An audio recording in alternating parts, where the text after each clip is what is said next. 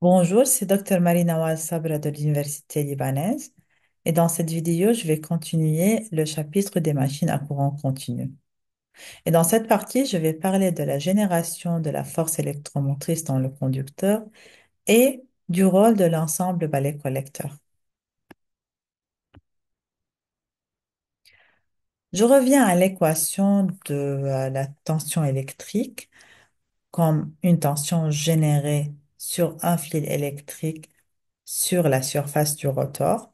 Et donc, ça, c'est l'intégrale du champ électrique multiplié par la longueur élémentaire de ce rotor. Mais comme nous allons considérer que le champ est constant sur toute la longueur du rotor, nous allons passer sur l'expression de 2 pi n r b de θ multiplié par L, la longueur du rotor.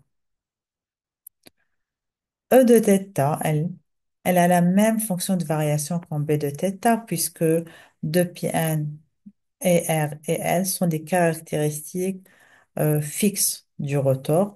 Et donc, il n'y a pas d'autre variation autre que la variation de bêta θ qui va donner notre forme de la tension.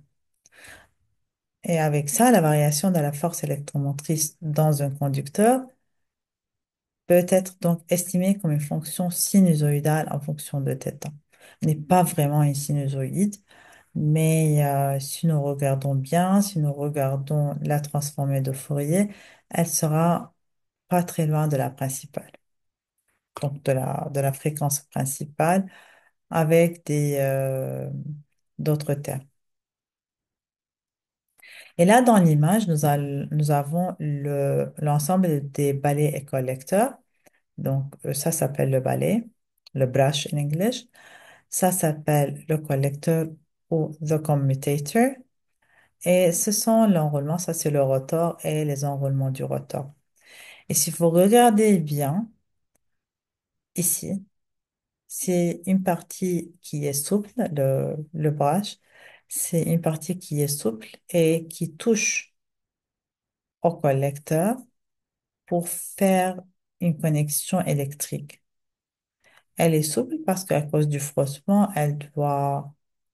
euh, en fait, elle doit être suffisamment malléable et avec le temps, elle, euh, il y a des parties qui s'en vont et puis il y a ici un ressort qui la pousse pour que ça soit toujours bien collé au collecteur et que ça fait une connexion électrique sans beaucoup euh, flashing, sans beaucoup de fuite électrique ici. Là aussi, nous avons un autre schéma où nous voyons le balai, ici, le collecteur et la partie principale du rotor. Et nous avons aussi ce qu'on appelle une période de commutation. Et donc, c'est un temps ou bien un espace où le balai et le collecteur sont en fait ensemble connectés et c'est d'autant plus petit que le nombre de spires et le nombre des parties, différentes parties du collecteur sont augmentés.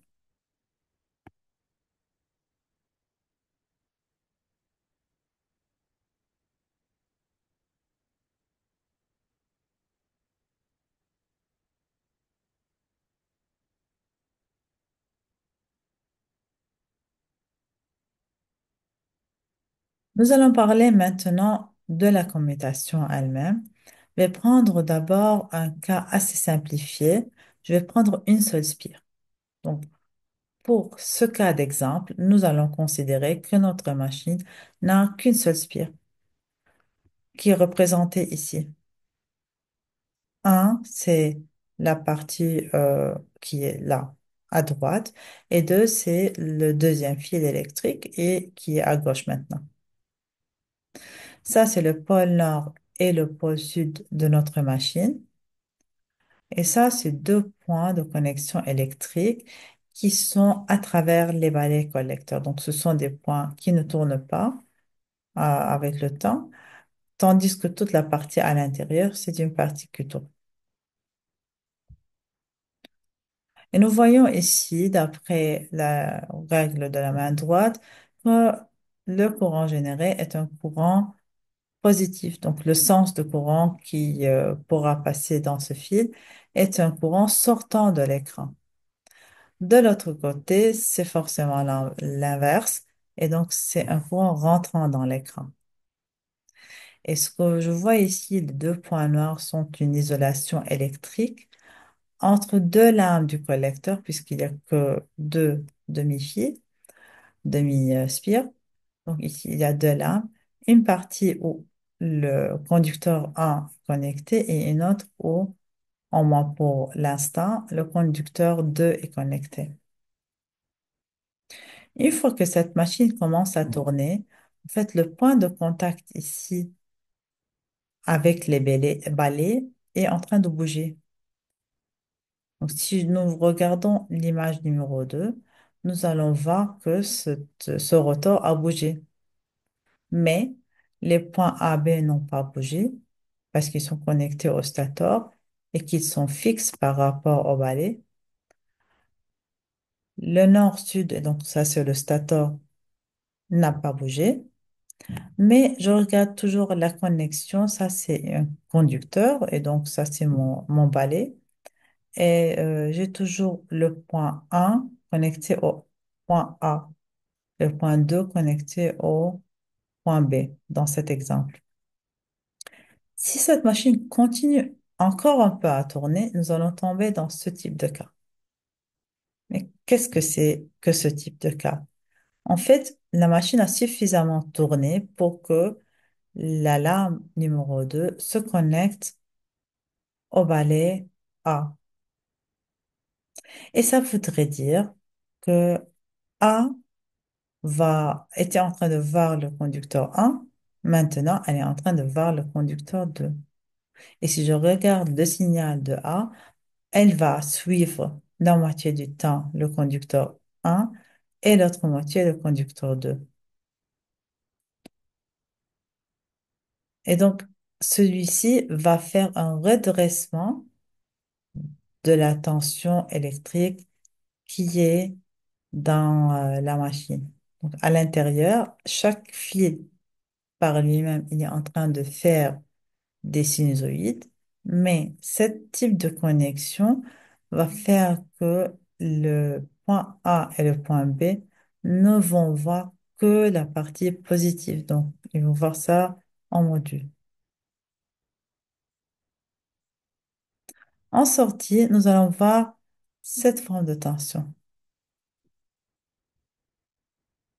Elle est loin d'être une tension continue, mais au moins, c'est une tension qui est toujours positive. Nous pouvons rajouter des filtres pour retrouver quelque chose avec ce qu'on appelle du ripple. Ripple, c'est toujours la valeur qui est proportionnelle à la déformation ici. Et dans un cas réel, au lieu d'avoir deux spires, nous allons avoir plusieurs spires. Et puisque nous avons plusieurs spires, la marge de connexion de chacune des, donc la marge de connexion du balai et du collecteur est plus faible parce que les lampes sont plus petites. Et donc, au lieu de suivre toute une courbe, il va suivre rien qu'une partie. Et donc, nous allons voir ici qu'on a vraiment un signal qui est un signal à courant continu avec tout petit peu de variation.